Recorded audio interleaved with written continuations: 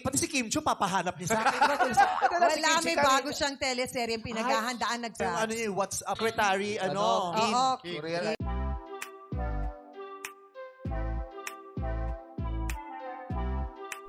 Pinuking ni Uncoverable star Vice Ganda sa It's Showtime ang kumpirmasyon na si Chinita Princess Kim Chu ang gaganap na leading lady sa Pinoy adaptation ng hit Korean drama series na What's Wrong with Secretary Kim.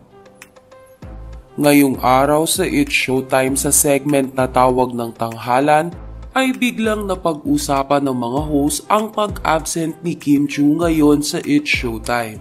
Sa kadahilanan kasi na nabwisit si Meme sa kakatanong ni Bong Navarro sa kanya kung bakit absent ang ilang It's Showtime host. Ayon kay Vice Ganda, tanong ng tanong, ako ba manager nila, pati si Kim Chu tinatanong sa akin. Sa pagkakataon na ito ay sumabat si Chang Ami dahil alam nito ang ginagawa ngayon ni Kimi. Ayon kay Chang Ami, wala si Kim. Busy sa kanyang bagong proyekto, nagwo-workshop.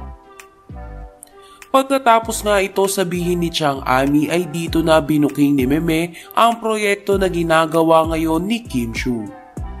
Ayon kay Vice Ganda, yung what's up madlang people, de joke lang yung secretary. Sabat naman ni Jong Hilario, oo yung adaptation.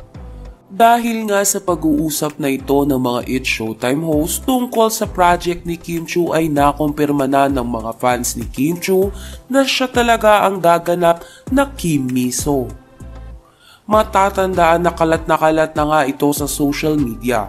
Ngunit walang kumpirmasyon pero ngayon ay galing na mismo kay Meme Vice na para kay Kim Chu ang naturang proyekto. Hindi pa naman tukoy ang leading man ni Kim Chu.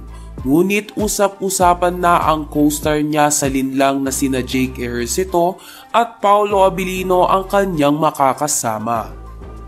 Gayunpaman, excited na ang mga tagahanga ni Kim Chu dahil meron na naman silang aabangan sa aktres. Dagdag pa dito na isang hit Korean drama series ang gagawin ni Chinita Princess.